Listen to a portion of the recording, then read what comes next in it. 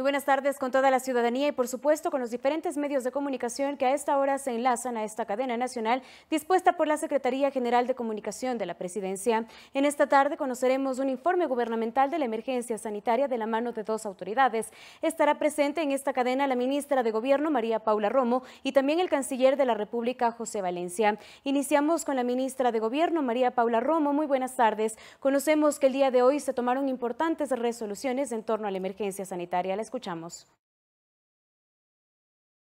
Buenas tardes, Carla, canciller, a todos los periodistas que nos acompañan en la rueda de prensa y a las personas que siguen la cadena. Quiero empezar disculpándome por la demora en el inicio de esta transmisión porque teníamos la expectativa de que nos acompañe el señor ministro de Salud que se encuentra compareciendo en la Asamblea Nacional desde las 3 de la tarde. Habíamos esperado en algún momento que pueda terminar a tiempo para ser parte de esta cadena nacional, sin embargo, no será posible. Ya que el ministro de Salud o su equipo no nos han podido acompañar por tener este compromiso con el legislativo, voy a empezar comentándoles los datos del día de hoy. Si podemos, por favor, ponerlos en pantalla.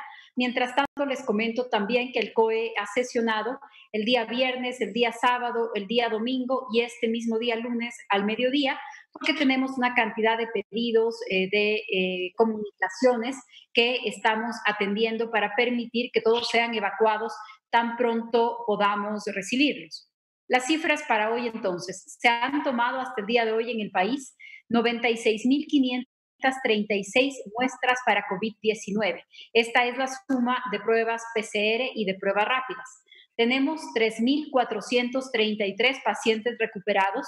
Ya tenemos varios días sin que esta cifra se haya actualizado. Estamos haciendo una revisión de los datos y ojalá mañana ya poder anunciarles la cifra actualizada porque lamentablemente no la hemos podido reportar en su crecimiento, que también es parte de la dinámica normal.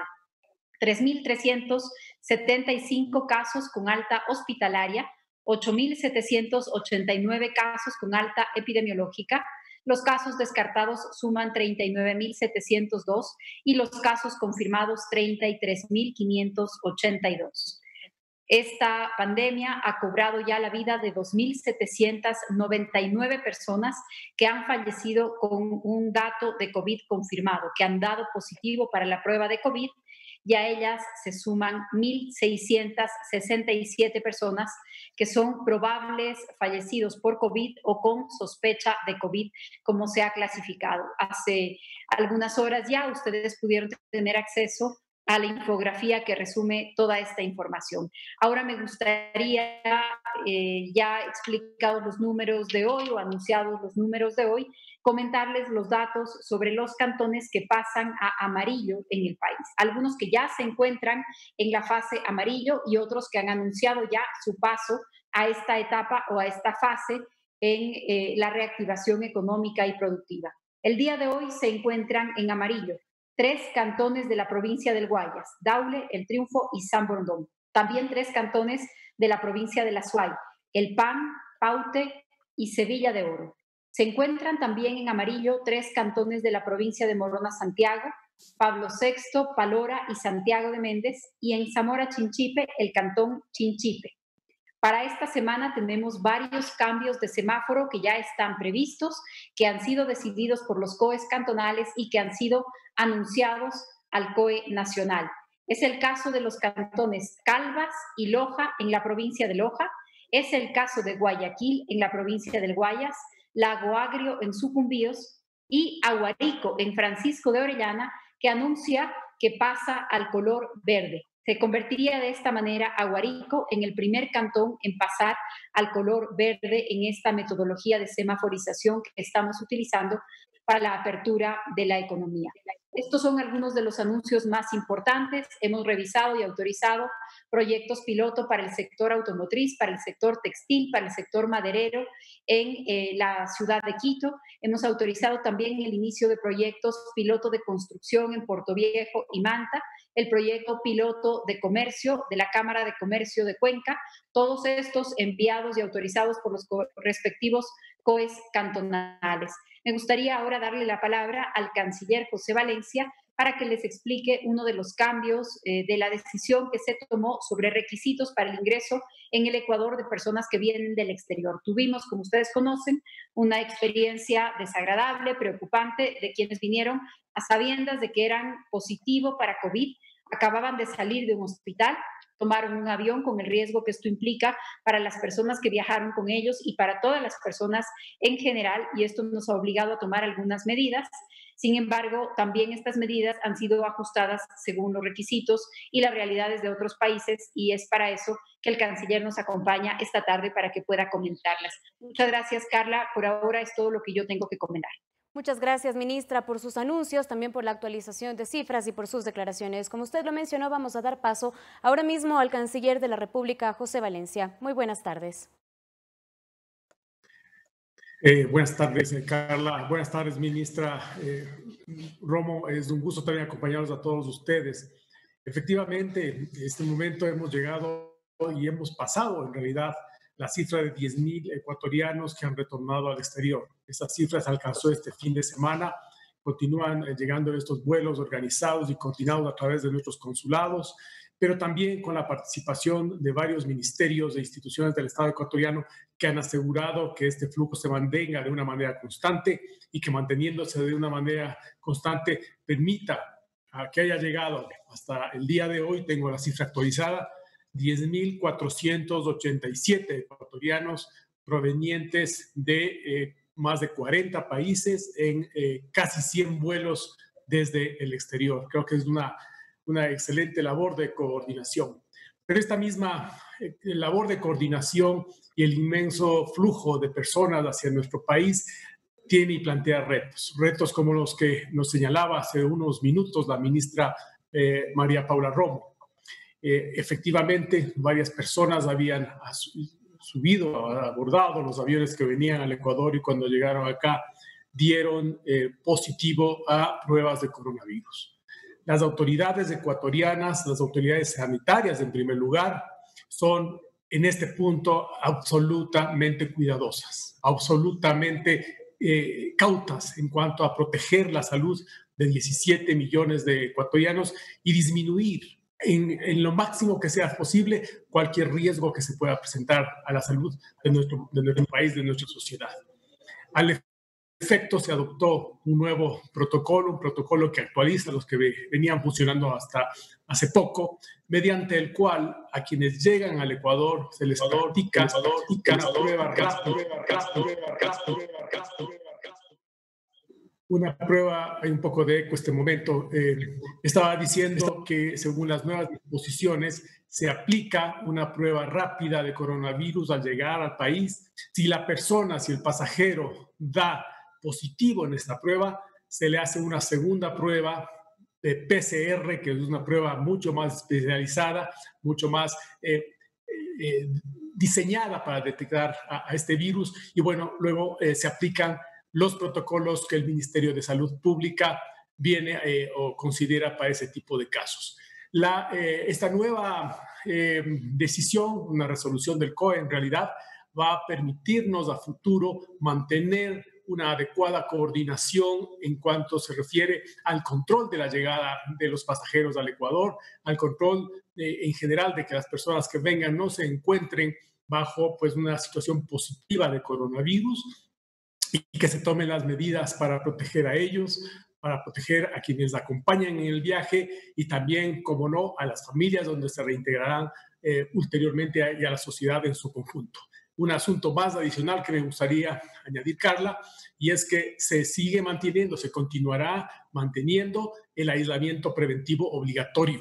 Esto es un requerimiento que no ha variado, no ha cambiado, porque incluso a más de estas pruebas que se efectuarán, nos queremos reasegurar, queremos tener la tranquilidad que quienes lleguen al país, con nacionales, compatriotas nuestros que queremos que lleguen acá, lo hagan en condiciones seguras, en condiciones sanitarias adecuadas, ajustándose a los protocolos internacionales que solamente, una vez más, en esto quiero insistir, lo único que están hechos es para proteger mejor a la población en su conjunto. Gracias. Agradecemos las declaraciones del canciller de la República, José Valencia. Reitero también mi agradecimiento a la ministra de Gobierno, María Paula Romo, por acompañarnos en esta cadena nacional dispuesta por la Secretaría General de Comunicación de la Presidencia. A continuación, por la señal de Ecuador TV, mantendremos una rueda de prensa virtual para que los diferentes medios de comunicación y periodistas despejen dudas respecto a la información proporcionada en este momento. Muchas gracias por acompañarnos. Excelente tarde. Espacio dispuesto por la Secretaría General de Comunicación de la Presidencia.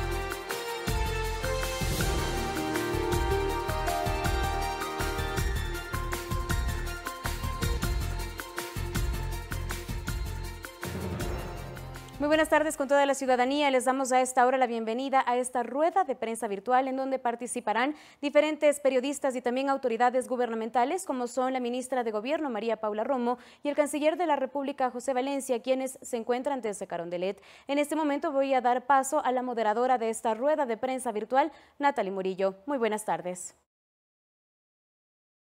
Buenas tardes, Carlas. Buenas tardes a la ministra María Paula Romo y al canciller José Valencia. Bienvenidos a todos quienes nos acompañan en esta rueda de prensa virtual. Para iniciar, damos paso a Orlando Pérez de Telesur.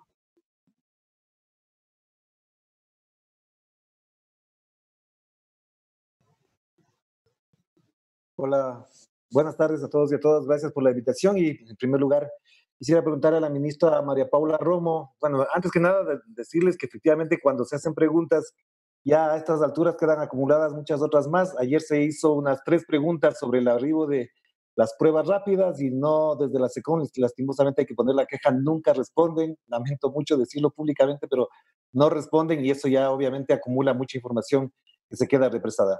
Lo que yo quisiera preguntar, ministra, es que hay una denuncia sobre intervención de teléfonos, seguimiento a periodistas. Yo he sido víctima de eso, una alta autoridad de este gobierno, de su gobierno, me la confirmó. No entiendo por qué está ocurriendo eso, no entiendo por qué se hacen esas cosas.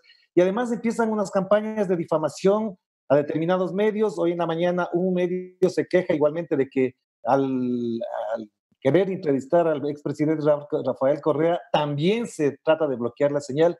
Entonces me parece que en estas circunstancias hay un ambiente que no favorece la comunicación, la transparencia absoluta, con la queja que le hago de las informaciones que no se responden, del no acceso a entrevistas con el canciller, con la ministra, con el ministro de Salud, y solamente van a determinados medios. Evidentemente, yo lo diría así frontalmente, hay una censura que no se acepta para estas circunstancias. Y frente a eso le planteo, entonces, ¿por qué hay esa persecución? ¿Por qué hay ese seguimiento? ¿Por qué hay esas campañas de difamación? Y al mismo tiempo hay periodistas que tienen acceso a informes de inteligencia que después circulan en las redes sociales. Hay periodistas que piden la renuncia del presidente de la República y parecería que eso se mueve en la absoluta impunidad. Orlando, buenas tardes. Varios temas y los voy a comentar, pero el primero voy a repetir algo que se lo he dicho a usted mismo. No hay que creer todo lo que dicen las redes sociales. Lamentablemente en las redes sociales se pone una foto, se pone debajo de la foto unas letras y se crea cualquier verdad, entre comillas. Y si hay suficiente número de cuentas que la reproduzca, que la empuje, entonces estamos viviendo en realidades que no se corresponden con lo que este momento exige y tampoco se corresponden con la verdad. Denuncias de intervención telefónica o con seguimiento. Imposible, porque eso solo se hace con orden judicial y nosotros no hacemos eso. Se lo ratifico, se lo vuelvo a decir.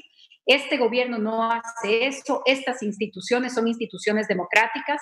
Incluso muchas veces yo he recibido críticas porque dicen, ¿en dónde está tal persona? Que le identifiquen. Y mi respuesta ha sido, sin una orden judicial no nos corresponde a nosotros hacer un seguimiento, menos todavía la intervención de un teléfono. Si es que alguien presume algo así, yo me hago 2 preguntas. Primero, ¿no será también un problema de conciencia? Porque nosotros no lo hacemos, pero el gobierno anterior sí lo hacía. Nosotros no lo hacemos, pero lamentablemente es difícil de creer para quienes han estado acostumbrados durante muchos años a que suceda. Se lo ratifico yo nuevamente, ese tipo de cosas solamente se hacen con orden de un juez y en el marco de una investigación. Por supuesto, si un juez lo ordena, se hace lo que corresponde.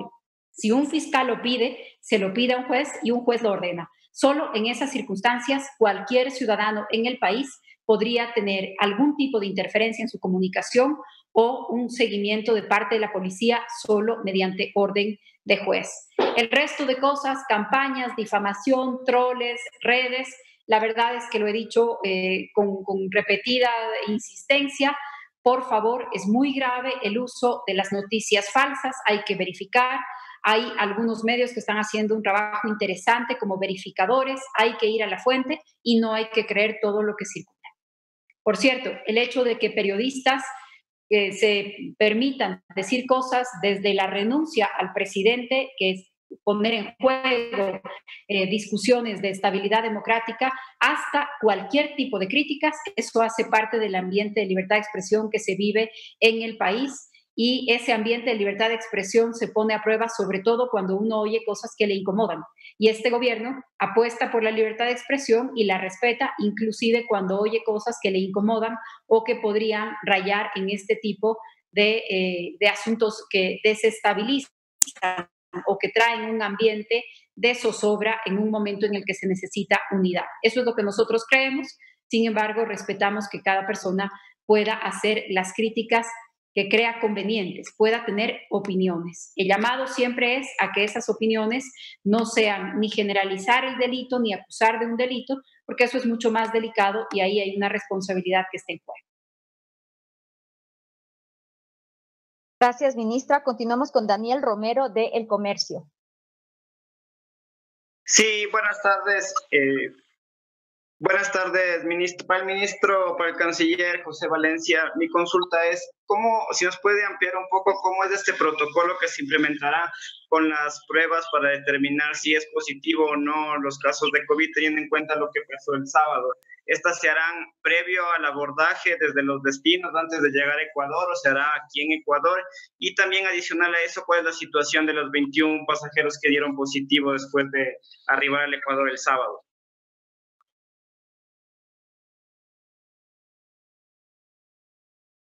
Sí, ese es un protocolo que sigue parámetros técnicos sanitarios del Ministerio de Salud Pública, que además se aplica también a nivel internacional por otros países. El protocolo que se va a implementar en nuestro país es que una persona antes de viajar, antes de venir al Ecuador, deberá hacerse una prueba PCR en el exterior máximo 72 horas antes de abordar el vuelo.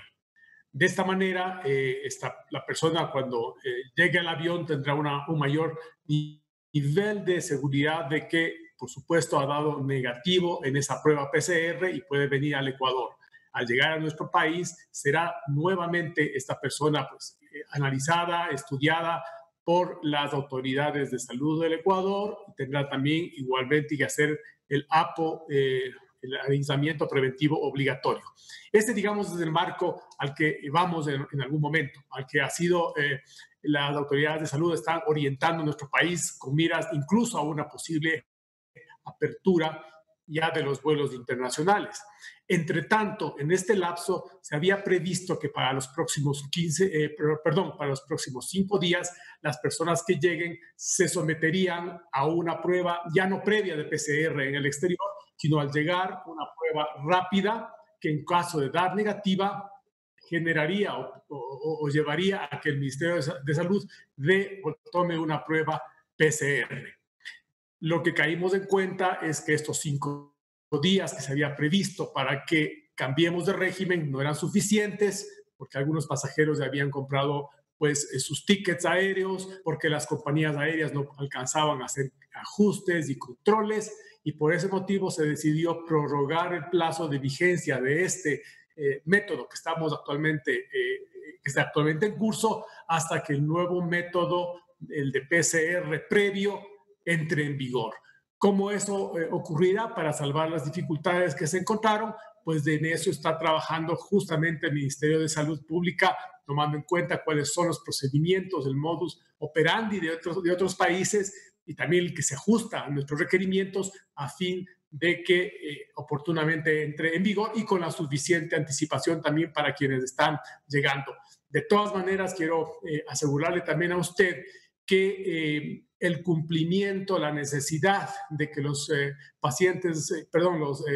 pasajeros vayan a un APO obligatorio, a un aislamiento preventivo obligatorio, se mantendrá. Es una medida necesaria, complementaria, que da mayor seguridad, como decía en mi intervención inicial, no solamente al pasajero, sino también a sus allegados, a sus familiares o quienes va a departir una vez que salga ya de la cuarentena, sino también a la sociedad en su conjunto, disminuyendo los riesgos de contagio, disminuyendo la exposición de 17 millones de ecuatorianas eventualmente a pues, una situación problemática en torno a la epidemia. Son medidas técnicas que queremos y como gobierno vamos a implementar de una manera estricta por las consideraciones que le acabo de manifestar. Gracias, señor canciller, por su respuesta. Continuamos con Dani Wilca de Willard RTV. Muy buenas tardes, señora ministra, a las autoridades, al público que nos está observando. En esta oportunidad, 3 consultas puntuales, señora ministra. La primera, aquí el día de hoy, tanto en Quito, en Guayaquil, empezaron manifestaciones en contra de los textos aprobados de la reforma de la ley humanitaria y también lo referente pues a la ley de ordenanzas públicas, indicando esto con la preocupación de la flexibilización laboral y la reducción por ende de horas y por ende de sueldos. En este sentido, han exigido algunas acciones que van a realizar en los posteriores días y aquí en Guayaquil.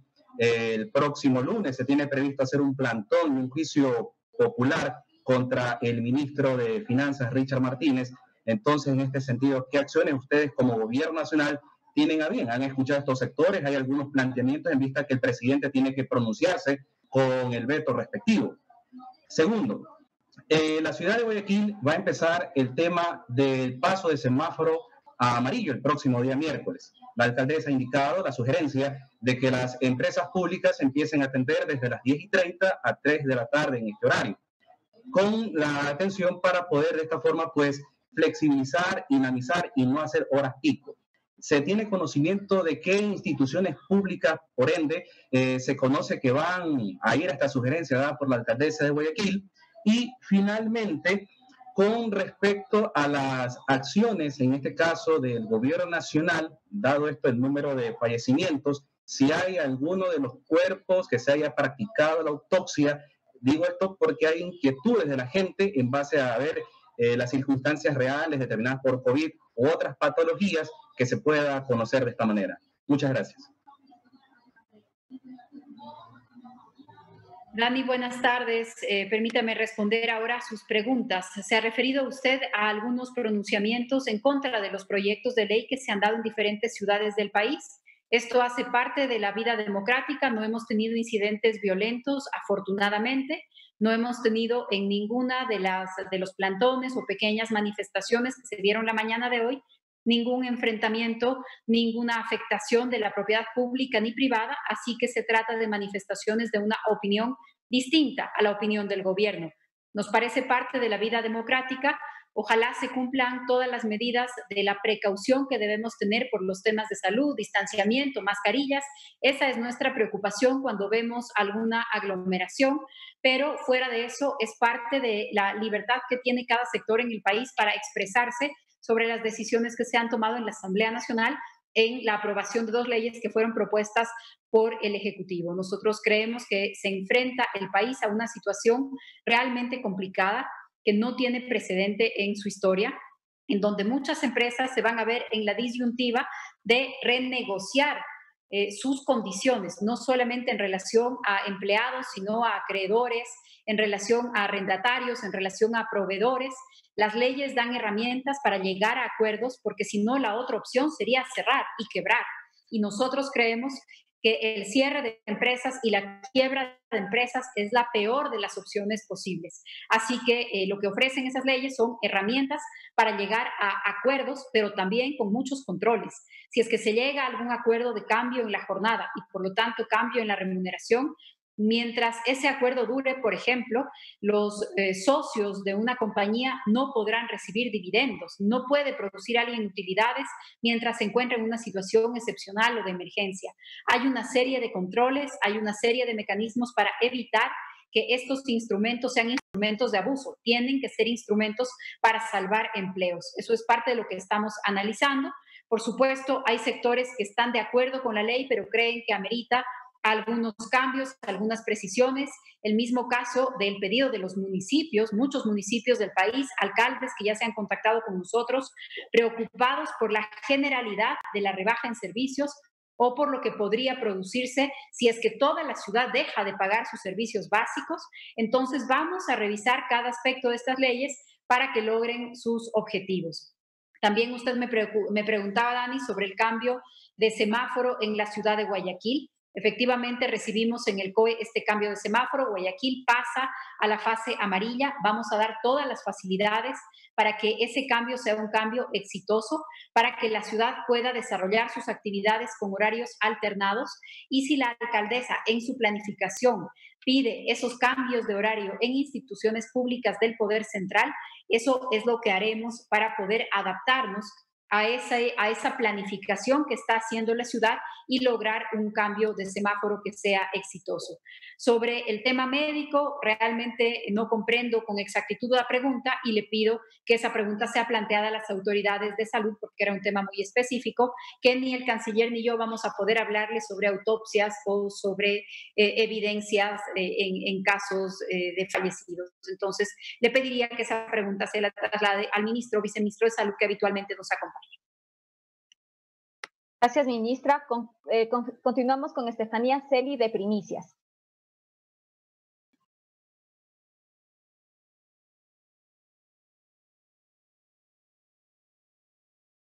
Ya, perdón. Buenas tardes, ministra y al señor canciller. Mi pregunta para la ministra de Gobierno va en el mismo sentido de la pregunta anterior. Hay bastantes quejas de los sectores sindicalistas, sobre todo, sobre la aprobación de las reformas en el tema laboral y preocupación también sobre una posible inconstitucionalidad de estas. Incluso hay sectores que ya han adelantado que plantearán demandas de inconstitucionalidad ante la Corte Constitucional. Y hubo también un escrito remitido a la presidencia de parte de la Organización Internacional del Trabajo, en el que cuestiona que el gobierno no trabajó junto con los sectores sindicales para la construcción de esta propuesta de reforma laboral. Quisiera saber, señora ministra, si en el veto se está considerando hacer algún tipo de cambios y cuál sería la posición del gobierno frente a una posible inconstitucionalidad en estas reformas laborales. Gracias. Gracias, Estefanía. Cada institución, cada función del Estado, cada poder del Estado tiene un trabajo que cumplir. Nosotros tenemos la obligación, así lo vemos, de plantearle al país alternativas para una circunstancia sin precedentes. En esas circunstancias sin precedentes creemos que se pueden tomar, que se pueden crear herramientas legislativas para poder enfrentar esta situación. La Asamblea tiene, por su parte, la obligación de recibir esas leyes, tramitarlas, discutirlas, votarlas y las aprueba. Si luego de esa aprobación, luego de culminado el trámite legislativo, la Corte Constitucional se pronuncia sobre una ley, lo cumpliremos lo que la Corte diga, como lo hemos hecho con cada una de las decisiones de cada uno de los poderes del Estado. Esto no significa que no tengamos una opinión, esto no significa que no vayamos a plantear nuestra opinión en esos casos, por supuesto, pero le insisto, para nosotros hay un objetivo final, que es salvar la mayor cantidad de empleos. Hay sectores en el país que creen que se puede seguir con la vida como si nada hubiera pasado, como si las ventas no hubieran caído el 75%, como si la recaudación del presupuesto general del Estado no se habría pulverizado entre las recaudaciones y el precio del petróleo. Hay sectores que creen que es posible seguir haciendo caso omiso de la realidad, como si la realidad no existiera. Mientras el mundo entero toma medidas para responder a una nueva realidad, nosotros lo hemos hecho o estamos tratando de hacerlo. Las medidas que se pueden tomar desde el Ejecutivo se han tomado, los proyectos que se pueden enviar al Legislativo se han enviado y esperamos que cada función del Estado haga su parte contemplando esta realidad en el marco de la Constitución, en el marco de los principios generales y también tomando en cuenta algo que es muy importante y es la realidad. En la realidad, las opciones que quedan no contemplan la posibilidad de seguir como si nada hubiera pasado. Entonces, estamos ofreciendo alternativas, siempre estamos abiertos a escuchar si es que existen mejores. Lamentablemente hay sectores que simplemente dicen que nada cambia, que ni $1 se baje del presupuesto, que ninguna norma se modifique, que las cosas sigan como si no hubiera pasado nada. Y en el Ecuador y en el mundo han cambiado muchas cosas en los últimos 2 meses, pero siempre vamos a respetar la institucionalidad democrática y eso es parte de superar esta crisis, hacerlo en el marco de la institucionalidad democrática. Quisiera aprovechar esta respuesta que estoy dando a Estefanía porque leí una pregunta que se hizo a través del chat de Gisela Garzón, que pregunta, Gisela nos pregunta desde el periódico Tierra Grande del Cantón Mejía: entre todas las regulaciones se contemplan túneles de desinfección o lavado de pisos de manera obligatoria. Le comento y le respondo, Gisela, y voy a aprovechar para referirme al tema de los guantes también. Entre todas las regulaciones que se han dado, hay protocolos para la manipulación de alimentos, hay protocolo para la limpieza en los mercados, hay protocolos especiales para el transporte público, pero los túneles de desinfección han sido desaconsejados por las autoridades de salud y también han sido desaconsejados por el COE porque no hacen mayor diferencia y dependiendo de la sustancia que se use, incluso podrían provocar algunas reacciones en los ojos o en la piel de las personas. Así que no son obligatorios ni los túneles de desinfección ni el lavado de manos. Y en el caso de los guantes, incluso recibimos un pedido del Ministerio de Salud de hacer público el pedido también a la población de evitar usar guantes. Es más efectivo el lavado de manos. Guantes solamente deben usar ciertas profesiones en ciertos casos y los guantes son desechables. Solamente en casos en donde los guantes tengan un cambio permanente, porque de lo contrario, la medida más efectiva es el lavado de manos y la medida más efectiva luego de esa es usar alcohol o alcohol en gel para la desinfección de manos. Perdone que aproveché de una vez para responder este tema, pero es muy importante y el COE había pedido también que aprovechemos todas las oportunidades para anunciarlo al país y para pedir que se tome con estas precauciones. Agradecemos, ministra María Paula Romo, por habernos acompañado y también agradecemos la presencia del canciller de la República, José Valencia, por haber podido despejar todas las dudas de los periodistas que se conectaron a esta rueda de prensa virtual. Con esto nos despedimos y damos cierre a este encuentro. Continuamos contigo, Carla, en estudios. Muy buenas tardes. Buenas tardes, Natalie. Muchísimas gracias. Agradecemos, por supuesto, nuevamente a las autoridades y a los diferentes medios de comunicación por participar de esta rueda de prensa virtual. En este momento nosotros vamos a escuchar declaraciones importantes del ministro de Salud Pública, Juan Carlos Ceballos. Saludos cordiales, queridos compatriotas.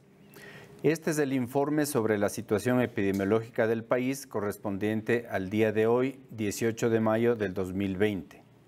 Existen 3.433 pacientes recuperados, 3.375 casos con alta hospitalaria, 8.789 con alta epidemiológica que tienen que ver con las llamadas al 171, 39.702 casos descartados, 33.582 casos confirmados y desafortunadamente 2.799 personas que han fallecido con esta enfermedad. Quiero informarles que como parte del manejo de la emergencia sanitaria, el Gobierno Nacional recibió este fin de semana 430.000 pruebas rápidas denominadas Base Point de detección cualitativa rápida de anticuerpos IgG e IgM y que detectan el síndrome respiratorio agudo grave por enfermedad COVID-19 en tan solo 15 minutos. Tienen una alta sensibilidad y especificidad, aproximadamente del 99%, es decir, son pruebas muy confiables.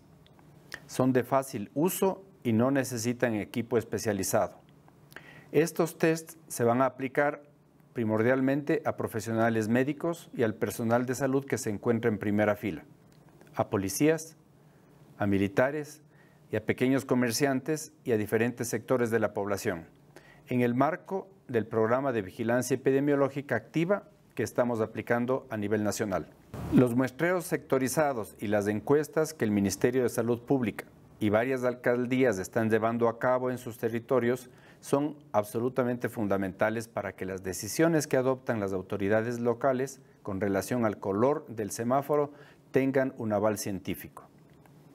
Una buena noticia: esta semana entrarán a operar varios equipos entregados en comodato por parte de los laboratorios Roche. El equipo realiza pruebas también de anticuerpos y tiene una capacidad para procesar de 170 tests por hora, lo que nos permitirá testear a las personas ya recuperadas. Con esta herramienta tecnológica, la identificación de personas infectadas que han desarrollado inmunidad generará una pronta respuesta y beneficiará al país, para que de a poco vayamos reactivando la economía y podamos enfrentar esta crisis multidimensional que nos ha afectado a todos. En esta línea, quiero referirme al proyecto de ley de apoyo humanitario que fue presentado por el señor presidente de la República y que la Asamblea la aprobó en segundo debate. La pandemia ha develado los problemas que enfrentan los jóvenes profesionales, posgradistas, autofinanciados y los médicos que deben devengar sus becas. El proyecto de ley demanda recursos para la incorporación de devengantes en medicina familiar y comunitaria y para los médicos posgradistas autofinanciados y becados. Esta administración considera prioritaria la formación de talento humano en salud como un eje estratégico para garantizar el bienestar de nuestro pueblo. Vamos a redoblar esfuerzos para fortalecer la participación de los médicos de la red integral pública, más aún cuando el país requiere el concurso inmediato de los profesionales en esta emergencia sanitaria. Esta es prioridad 1. No podemos postergar decisiones. Considero, además, necesario planificar en conjunto con las universidades y con las instituciones de salud un modelo sólido de formación prospectiva que incluya a internos rotativos y a médicos posgradistas. Es ya hora de dar ese salto cualitativo en el sistema de salud público para responder a las necesidades de la población. Las limitaciones por la crisis económica son múltiples. Sin embargo, hemos entrado en un proceso de optimización del talento humano, de tal manera que los recursos existentes deberán centrarse en los generadores de valor, como lo son los profesionales y personal de la salud que se encuentra en primera línea de atención. Les ratifico, nuestras decisiones se encaminan a fortalecer la primera línea de atención para garantizar la salud de nuestra población. Muchas gracias. Buenas tardes. Buenas tardes, ministro. Muchas gracias por participar de esta rueda de prensa virtual. Gracias a todos los periodistas que se conectaron y a las diferentes autoridades gubernamentales que participaron esta tarde. Usted continúa en sintonía de Ecuador TV. Muy buenas tardes.